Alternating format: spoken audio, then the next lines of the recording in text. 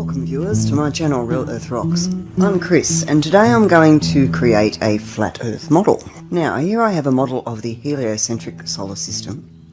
This standard model has been made to have the Sun in the centre and the planets surrounding it. I intend to use the round flat base as the actual flat Earth. The central pole points to the pole star, and this is used as the pivot for the Sun and the Moon to revolve around above the Earth. In the centre of the Earth is the North Pole. Now this is once an area which was theorised to be rich in land, minerals and resources, as discussed by Admiral Byrd in the 1950s. Our very distinguished guest for this evening is Admiral Richard E. Byrd.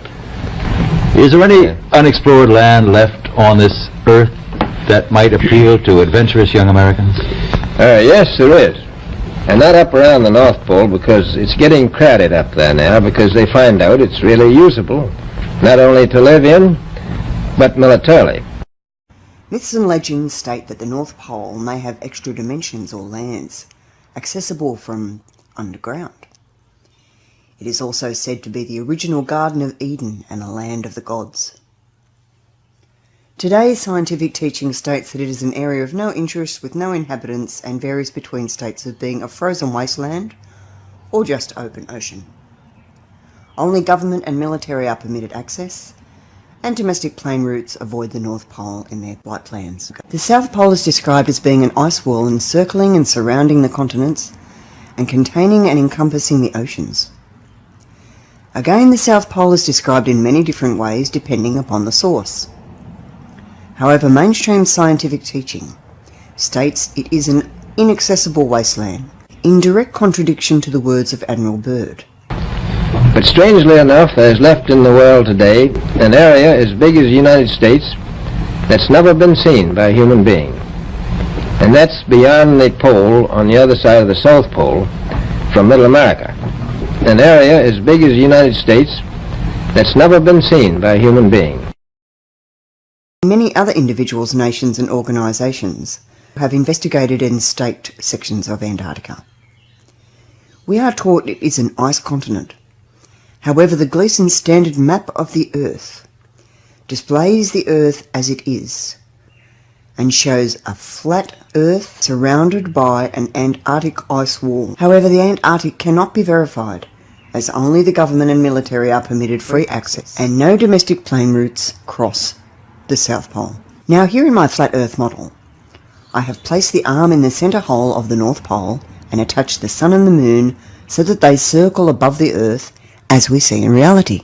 I did a little research about the Sun and the Moon, and it is estimated that the speed of the Sun is approximately 1,036 miles per hour. It encircles the Earth once every 24 hours. Now I did some calculations.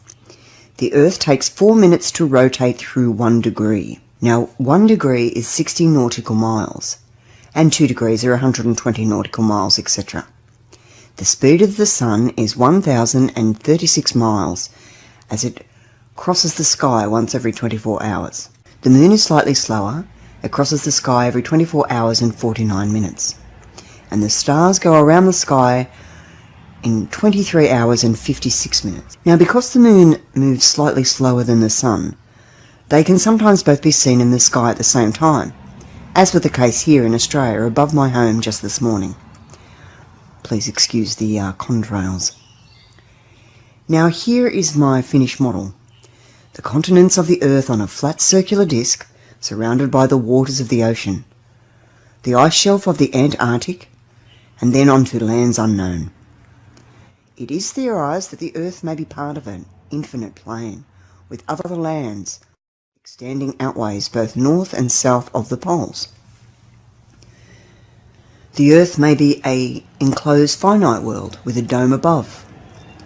The Earth may be a mechanical construct, a computer simulation, or perhaps part of a once living organism. Before modern times, the Earth was considered the centre of the universe, and humans the purpose of its existence. There are myths that say gods from another realm above or below both created and then defiled the Earth by cutting down the trees and making humans work as slaves for an unknown master just to make ends meet. But humans were born with curiosity and an innate knowledge. The school system ensures that this is removed and conformity is instilled. But there are exceptions to the rule who break away from the programming. And they say the following. If the Earth were a spinning globe moving millions of miles through space, then there would be endless proofs. But there are not any real proofs of this spinning globe Earth. On the contrary, our eyes see a flat, plain expanse of land. The horizon rises to the eye of the observer. All water lays flat. Where is the curve per mile? Missing in action. I hope you've enjoyed this. I certainly have. You too could create and enjoy your own flat Earth model. Thank you for joining me, and please tune in next time.